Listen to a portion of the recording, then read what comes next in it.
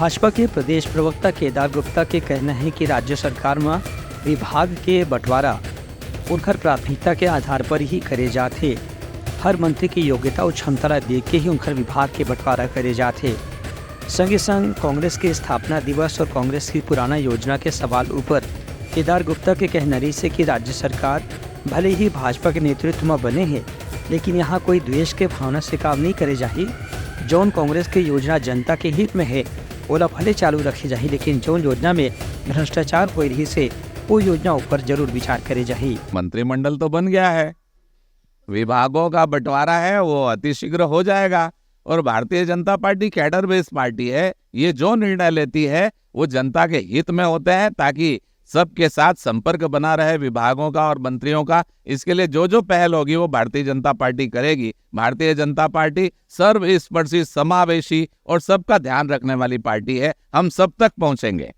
नहीं, समय काल परिस्थिति के अनुरूप समाज की और जनता की जो आवश्यकता है उन आवश्यकताओं का अध्ययन करके योजनाओं को फिर से चालू किया जाएगा या उनकी समीक्षा करके उन्हें बंद किया जाएगा। परंतु जो भी निर्णय होगा वो जनता के हित में होगा और कांग्रेस पार्टी की जो ये बंदर बाट थी ना, इसे बंद किया जाएगा। आज आप देखें 20 करोड़ का अगर मां दंतेश्वरी में डीएमएफ के से काम हो रहा था, उसको 50 भागों में पूरा भ्रष्टाचार कर दिया।